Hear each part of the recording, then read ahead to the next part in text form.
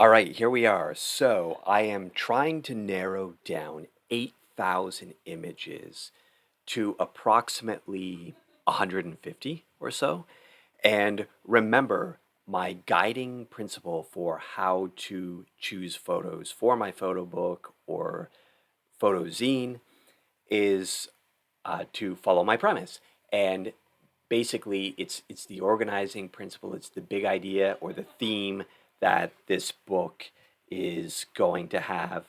And so this is a family road trip, our very first family road trip from many years ago. And I have not really been able to figure out what to do with it until I came up with my premise for the book, which was that I would alternate between scenes of beauty and scenes of chaos, or between scenes of, maybe naivety and reality. So basically, the idea is I wanted to take this trip with my family, and particularly as a photographer, I was going to shoot hundreds of amazing photos and build a portfolio and grow as a photographer and everything.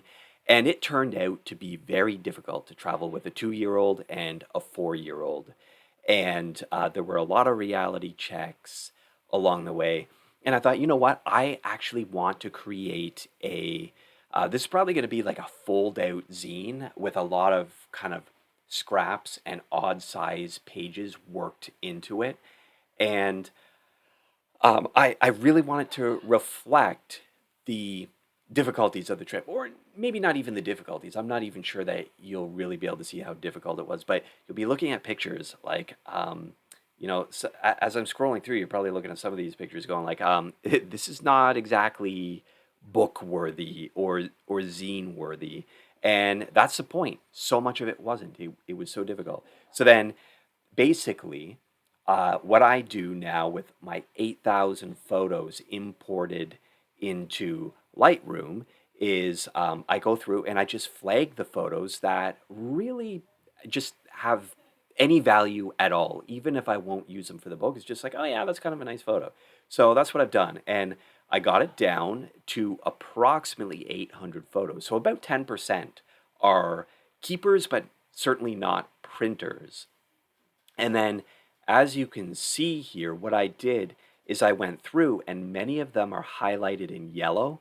And these are the ones that I think I might actually use in the book. So the cool thing is in Lightroom, I brought up my flagged photos. Now I can bring up just the highlighted photos. And I'm really starting to narrow it down. Now, of the 800, I'm down to approximately 300, which is still about double what I will use in the book, if not triple. And that's okay, because what I find is if I need 100 photos for the book and I choose 100 photos, so many of them will not work that I then have to go back and look for other ones. So really, to have double or triple what I need is okay. And now what I'm thinking, again, I'm not struggling with, oh, is this like, there are some wonderful photos here that will not be used in the book because they just don't fit the theme. And I had to narrow it down somehow. I wanted this book to be more than just a massive dump and compilation of the entire trip. It's going to cover the entire trip, but just like a story editor, a novel editor, or a movie editor, I'm going to have to cut a lot out and perhaps use it for something else someday. So now what I'm thinking is, given this theme, I want it to have a road trip kind of feel. I'm starting to think about my cover, and I realize I certainly did not photograph this trip with a book in mind or with a zine in mind. And so I really don't know that I even have a good opening photo. But what I'm leaning towards is one of these two photos here for the cover, partially because of the dirty windshield and because I'm obviously shooting through the windshield. And so you can tell that we're on the road. And I don't know whether I'm going to have a title or not. We'll see if I can come up with something that I feel suits it. But I think the cover might be one of these photos here. And then perhaps when we open the book, the first shot we'll see is my son cleaning the windshield, or maybe it will be some of these other photos from, from the back seat or whatever, or looking through the windows, but just something to like put us on the road and get us going. And then I'll kind of be alternating between, okay, we're on the road, we're going somewhere. If something interesting happened at a motel, I'll show some of that. There will be some playgrounds and landmarks. And hopefully, I will have enough photos where I think toward the beginning of the trip, there will be, there's not going to be a lot of beauty per se. Like, you're not going to look at the photos and go, wow, that is just stunning. Although I hope that there are some photos that at least get partway there. And it's not until later in the trip where I feel like, well, actually, I guess maybe it's not that far into the trip before it was several days, though, worth of driving and traveling before I really hit pictures that I was sort of semi maybe proud of. And yet there's still few and far between.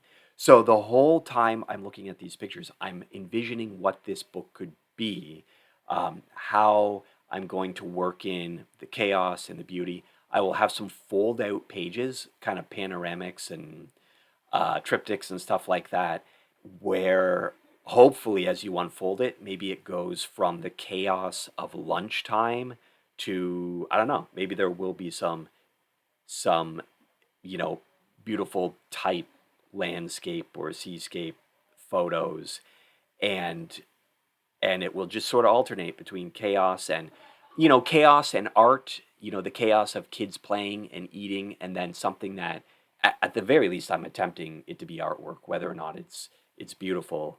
And as you can see as I move along, we do get into some pretty beautiful landscapes and some great light and whatnot. And but I want you to have to turn a lot of pages because I want it to reflect how difficult the trip actually was, and the moods, the emotions, and the playfulness, and all kinds of stuff. So there we go. If you have too many photos and you're trying to figure out how to narrow them down, make sure that you have a premise or a guiding principle or a theme, even if you're just trying to print 3 images for your living room or something like that. Have something that connects the photos, something that says, oh, it makes sense that this is the kind of image I'm looking for as I sift through my 100 photos or 10,000 photos or 100,000 photos, whatever it may be. Choose your theme or your premise, your guiding principle, and then try and get, maybe your first round of photos down to like 10% or so that might be the potential keepers. And then you're probably going to narrow it down to, I don't know, maybe the 1% or something that you actually end up using. And I hear that 1% is actually a really high keeper rate among photographers. So do not be discouraged if most of your photos don't get used.